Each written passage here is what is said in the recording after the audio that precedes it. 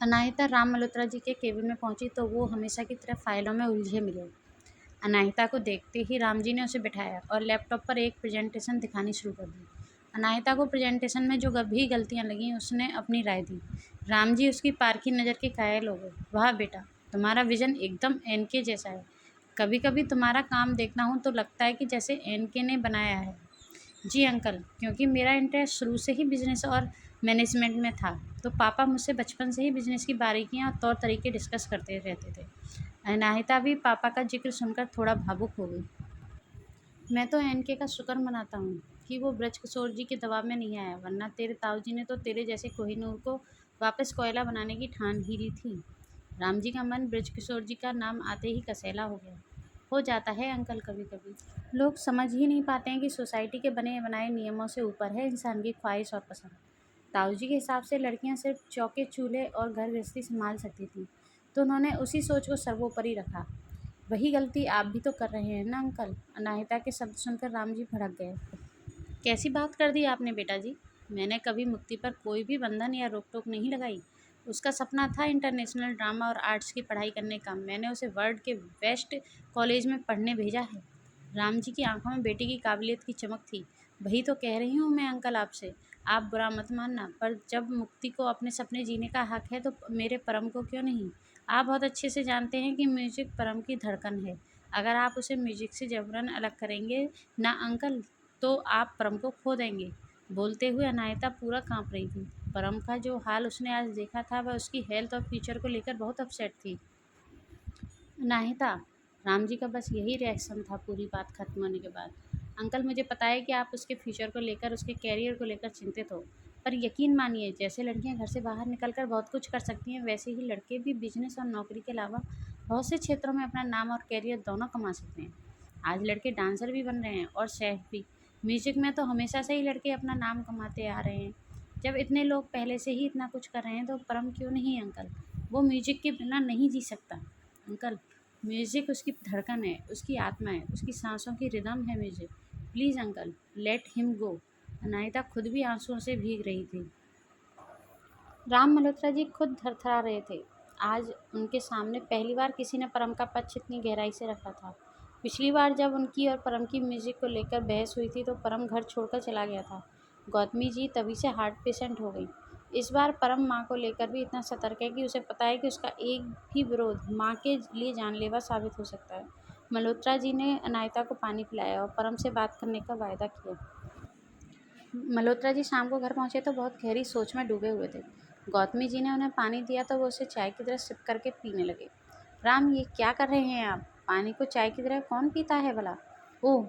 राम जी एक बार गौतमी की आंखों में झांका, फिर धीमे से बोले, गौतमी, सच सच बताना, क्या मैं ब्रजकिशोर जी जैसा दकियानुसी और संकीर्ण विचारों वाला आदमी हूँ। क्या मैं अपने बच्चों पर अपनी जिद थोप रहा हूँ।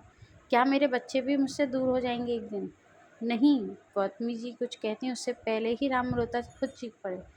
परम, परम, मेरा बेटा परम, अपने पापा के पास आजा बच्चे। राम जी की आवाज़ सुनकर परम भागता हुआ नीचे आया और गौतमी जी से पूछने लगा, क्या हुआ मम्मी। सही कह रही थी अनायता, मेरा बच्चा मुझसे दूर हो रहा है। देखा तुमने गौतमी, इसे आवाज़ मैंने लगाई मगर इसने आकर सवाल तुमसे पूछा। मैंने परम को खो दिया है गौतमी। राम जी किसी टीवी सीरियल की अबला माँ की तरह व्यवहार कर रहे थे। पापा, आप बिल्कुल टिपिकल टीवी वाली माँ जैसा बिहेव कर रहे हो। हुआ क्या है। परम ने आंखें घुमाते हुए पूछा। परम, मेरे बच्चे, तू मुझसे नाराज़ तो नहीं है ना। राम जी उसे सीने से लगाकर बोले। नहीं पापा, बहुत मध्यम स्वर में परम का जवाब आया। राम जी उसके गाल सहलाने लगे। बच्चे, आज अनायता ने मेरी आंखें खोल दी।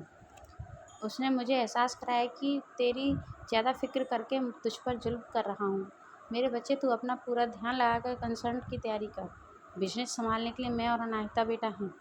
राम जी के शब्द परम को किसी सपने जैसे लग रहे थे। आप ठीक तो हो ना पापा। परम को विश्वास नहीं हो रहा था राम जी की बात पर। हाँ, बिल्कुल ठीक हूँ मैं। और अब तू भी ठीक हो जा। स्टेज पर जाएगा तो ऐसे लुटा-पुटा सा थोड़े ना दिखना है। अपनी सेहत पर, अपने म्यूजिक पर और अपनी तैयारियों पर ध्यान दे बेटा। इन शॉर्ट, जा परम जा, तू जी ले अपनी ज़िंदगी। राम जी ने परम को किसी फिल्मी सीन की तरह अपनी गिरफ्त से आज़ाद करते हुए कहा। परम ने चहकते हुए पापा और मम्मी को गले लगाया और फिर अपने दोस्तों को ग्रुप मैसेज डाल दिया। आधे घंटे में कबीर की गैराज पर मिलते हैं। कुछ सेकंड में ही सबके रिप्लाई आ गए। परम अपनी बाइक पर कबीर की गैराज की ओर बढ़ गया। तभी उसे एक और ज़रूरी काम याद आ गया और उसने बाइक दाईं की जगह बाईं तरफ मोड़ दी। अनाहिता को अपने पूल साइड वाले दरवाजे पर दस्तक सुनाई दी तो वो थोड़ा सहम गई। रात के 10 बजे कौन उस गेट पर होगा? तारा वाले कांड के बाद से अनाहिता को भी घर में थोड़ा डर लगने लगा था। कौन है इतनी रात गए? अनाहिता की आवाज़ में ज़बरदस्त कंपन था। एकाएक दरवाज़ा खुल गया और अनाहिता को अपनी बेवकूफ़ी का एहसास हुआ। वो रात को पूल साइड वाला गेट लॉक करना भूल गई थी। ये भूल उसकी ज़िंदगी की आखिरी भूल भी बन सकती थी। अब तक आगंतुक कमरे में प्रवेश कर चुका था। परम! अनाहिता भागकर उसके गले लग गई। एंजल! एंजल! एंजल! परम अनाहिता का चेहरा देखने के लिए उसे अपने से अलग कर रहा था, पर अनाहिता उसकी शर्ट छोड़ने को तैयार नहीं थी। फिर परम को शरारत सूझी। मुझे नहीं पता था कि मेरी बाहों में आने के लिए तुम इतना तड़प रही थी, एंजल। परम, बहुत गंदे हो आप। अनाहिता शर्माकर परम से अलग हो गई और उसकी तरफ पीठ घुमाकर खड़ी हो गई। अरे, अब फिर तुमने अपना चेहरा छिपा लिया, एंजल। प्लीज़ एक बार मेरी तरफ घूमो ना, मैं तुम्हें देखने आया हूँ। बहुत मन कर रहा था बस एक बार तुम्हें देखने का। परम की मनोहार अनाहिता के दिल को गुदगुदी कर रही थी। वो धीमे से परम की तरफ घूमी तो परम ने आगे बढ़कर अनाहिता का चेहरा अपनी हथेलियों में भर लिया। Angel, thank you. मुँह से भले ही परम सिर्फ यही 2 शब्द बोल सका था, पर उसकी आँखें अनाहिता की आँखों से लगातार बातें कर रही थीं। अनगिनत सपने, अनगिनत वादे, अनगिनत ख्वाहिशें एक दूसरे से बाँटे जा रहे थे। दोनों कुछ ऐसी हालत में थे जहाँ अपनी भावनाएँ जताने के लिए शब्दों की नहीं, स्पर्श की ज़ुबान काम कर रही थी। अपने सारे एहसास अनाहिता से आँखों ही आँखों में बाँट लेने के बाद परम की नज़रें अनाहिता के होठों पर जाकर ठहर गईं। उसको अपने खुद के होठ सूखते से लगे। अनाहिता भी उसकी नज़र का पीछा करते हुए उसके भाव समझ रही थी। उसने शर्माकर अपनी आंखें बंद कर लीं और परम के हाथ कसकर थाम लिए। जैसे 2 गुलाब आपस में छू गए हों, जैसे लंबे इंतजार के बाद अब जाकर पपीहे की प्यास आज बुझी हो, जैसे किसी ने एक साथ वीणा के सारे तार झंकृत कर दिए हों। दोनों की सांसें जैसे किसी बहुत सुंदर राग पर थिरक रही हों। यहाँ कोई वासना, छलावा या बचपना नहीं था। यहाँ तो प्रेम की सबसे खूबसूरत इबारत लिखी जा रही थी। थोड़ी देर तक मन के सारे ज्वार भाटे शांत हो जाने के बाद परम ने अनाहिता के माथे पर एक छोटा सा चुंबन अंकित किया और फिर उस पर अपना माथा टिका दिया। दोनों पसीने में भीग गए थे। दोनों की सांसें हारमोनियम की धोकनी जैसी तेज तेज चल रही थीं। दोनों ने आंखें बंद कर रखी थीं, पर दोनों एक दूसरे के चेहरे की कानों को छू रही वो मुस्कान महसूस कर रहे थे। एंजल, परम धीरे से फुसफुसाया। अनाहिता ने उसी पोजीशन में खड़े हुए जवाब दिया। यू नो ना how much I love you. परम ने बहुत हल्के से अनाहिता के कान में बोला तो अनाहिता के पूरे शरीर में सिहरन दौड़ गई। उसने धीमे से हाँ में सिर हिलाया और फिर से परम की बाहों में छुप गई। कुछ और पल एक दूसरे के सानिध्य को आत्मसात कर लेने के बाद अनाहिता ने पूछ ही लिया, अब कैसे रहूँगी तुमसे दूर इस बिजनेस ट्रिप पर परम? बहुत याद आएगी तुम्हारी। परम भी जवाब नहीं दे पाया। उसका गला भी कुछ फंसा सा महसूस करने लगा। पिछले कुछ महीनों से एक दूसरे के साथ की इतनी आदत हो गई थी कि कल से अलग हो जाने का एहसास दोनों को तड़पा रहा था। फिर अनाहिता को लगा कि ये इमोशनल होने का वक्त नहीं है, इसलिए उसने खुद को परम से अलग किया और उसके गाल पर हाथ रखकर उसे समझाने लगी। I know you are the rock star. तुम यहाँ पूरा ध्यान लगाकर अपना म्यूज़िक बनाना और मैं वहाँ बढ़िया सी डील बनाऊँगी। फिर जब हम 10 दिन बाद मिलेंगे तो एक दूसरे की उपलब्धियाँ साथ में सेलिब्रेट करेंगे। परम भी अनाहिता की बात से सहमत था। एक दूसरे की याद में दुखी नहीं होना है, बल्कि एक दूसरे की याद को अपने सबसे बड़ी ताकत बनाना है। यस रॉक स्टार, अनाहिता ने उसके बाल बिगाड़ते हुए कहा तो परम ने एक छोटी सी किस और अनाहिता के गाल पर जड़ दी और बाय कहकर भाग गया। अगली सुबह अनाहिता को विदा करने के लिए राम मल्होत्रा जी, गौतमी जी और नीलम जी सभी मौजूद थे। परम बहुत बेचैनी महसूस कर रहा था। कल कुछ तो बदल गया था उन दोनों के बीच। कल तक जो दिल बस एक दूसरे को देखकर ही तसल्ली पा जाते थे, वो आज एक दूसरे को देखकर और ज़्यादा बेचैन हो उठे थे। परम अनाहिता के साथ 2 मिनट अकेले में बिताने का बहाना ढूंढ रहा था और अनाहिता उसके हर इशारे को नज़रअंदाज करके मल्होत्रा अंकल और आर.के. अंकल के साथ डिस्कशन में बिजी थी। अचानक परम को याद आया कि वहाँ दी जाने वाली प्रेजेंटेशन उसके लैपटॉप में कैद है। उसने बहुत प्रोफेशनल अंदाज में कहा, मिस अनाहिता, आपकी प्रेजेंटेशन मेरे पास है। प्लीज़ आप एक बार आकर चेक कर लीजिए और फिर पेन ड्राइव में सेव भी कर लीजिए। बिना अनाहिता का जवाब सुने परम अपने केबिन में घुस गया। अनाहिता को सभी बड़ों के सामने परम के पीछे पीछे उसके केबिन में जाने में बहुत शर्म आ रही थी। कल रात की एक शरारत ने उन दोनों के बीच की कहानी बदल दी थी। वो घबराए कदमों से परम के पीछे पीछे चली गई तो नीलम जी और गौतमी जी ठहाके लगाकर हंसने लगी। उनकी अनुभवी आंखें दोनों के बीच बदले समीकरण बखूबी समझ रही थीं। कौन सी सीक्रेट बात पर आप दोनों आपस में हंसे जा रही हैं? हमें बता दीजिए, हम भी थोड़ा खुश हो लेंगे। राम जी मुस्कुराते हुए पूछने लगे। है एक सीक्रेट बात, बाद में बताती हूँ। बाकी अभी के लिए बस इतना समझ लीजिए कि जल्द ही घर में शहनाई बजने वाली है। गौतमी शरारत मुस्कान के साथ बोली तो राम जी धीरे से उनके कान में बोले, तुमने भी वही नोटिस किया जो मैंने?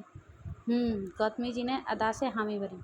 इधर अनायता के केबिन में घुसते ही परम ने केबिन का डोर अंदर से लॉक कर लिया और अनायता को वहीं दीवार पर अपने दोनों हाथों के बीच सैंडविच कर लिया। अनायता की धड़कनें गले तक सुनाई देने लगीं। परम, क्या परम, मुझे सुबह से नज़रअंदाज कर रही हो ना तुम? सब समझता हूँ मैं। इतने सारे दिनों के लिए मुझे छोड़कर जाने में मज़ा आ रहा है ना तुम्हें? परम की पलकें भीग गईं अनायता के चेहरे को निहारते निहारते। तुम सच में बहुत ड्रामा किंग हो परम। तुम्हें पता है ना कि ये प्रोजेक्ट अपनी कंपनी के लिए कितना ज़रूरी है, और जितना ज़रूरी ये प्रोजेक्ट है हमारे लिए, उतना ही ज़रूरी तुम्हारा कंसर्न में विनर बनना भी है। तुम यहाँ मन लगाकर प्रैक्टिस करो और मैं वहाँ प्रोजेक्ट को हासिल करने में अपनी जान लगा दूँगी और कोशिश करूँगी तुम्हारे कंसर्ट से पहले वहाँ काम ख़त्म करके मैं वापस आ जाऊँ। अनाहिता परम के चेहरे को हथेलियों में भरकर सहलाते हुए समझा रही थी। प्रॉमिस? परम ने भी एकदम छोटे बच्चे की तरह मासूमियत से पूछा। पक्का वाला प्रॉमिस, कहकर अनायता ने परम को एक झटपट वाली किस दी और केबिन से बाहर भाग गई। तभी उसे याद आया कि प्रेजेंटेशन वाली फाइल तो लेनी ही रह गई। उसने पीछे मुड़कर देखा तो परम ने अपनी हथेली अनायता की तरफ बढ़ा दी। मैंने ऑलरेडी सब कुछ ट्रांसफ़र कर दिया था। अनायता ने जैसे ही पेन ड्राइव उठाने के लिए परम का हाथ पकड़ा, परम ने उसे कसकर बाहों में भर लिया। परम प्लीज़ जाने दो ना मुझे बाहर, सभी बड़े लोग इंतज़ार कर रहे हैं। एंजल प्लीज़ मुझे थोड़ी देर और तुम्हारी खुशबू महसूस करने दो। इस लंबी जुदाई में ये खूबसूरत पल ही जीने की वजह बनने वाले हैं। परम ने अपना चेहरा अनायता के खुले बालों में छुपाते हुए कहा। अनायता और आर के अंकल प्रोजेक्ट के काम से निकल चुके थे। राम जी, गौतमी जी और नीलम जी ने परम को भी अपनी प्रैक्टिस पर ध्यान देने को कहा और कबीर के घर भेज दिया।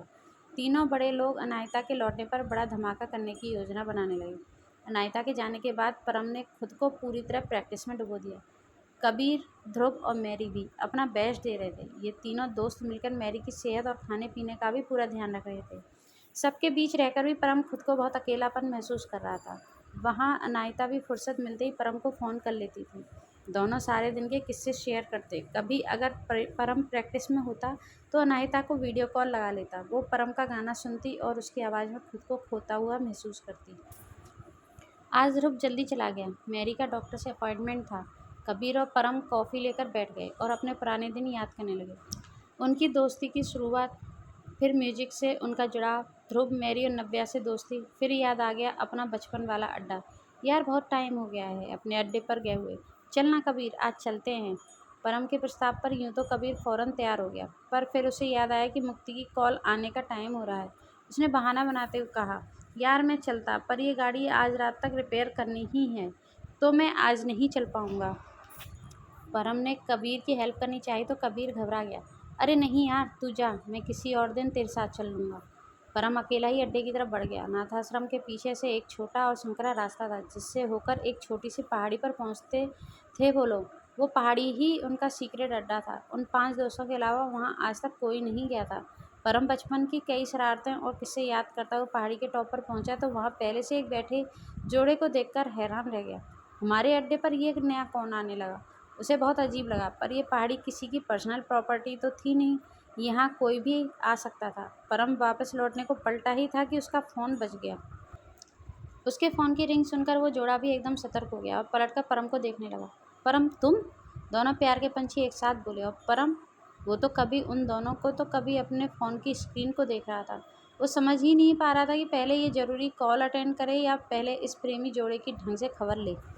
फ्रेंड्स, अब तक इस सीरीज़ में 2 ऐसे पड़ाव आए हैं जिसमें हमें लगा था कि हम कहानी का एंड कर सकते हैं, पर हमें लगा कि शायद आपको भी अभी परम और अनाहिता की लव स्टोरी के बारे में पढ़ना अच्छा लगेगा।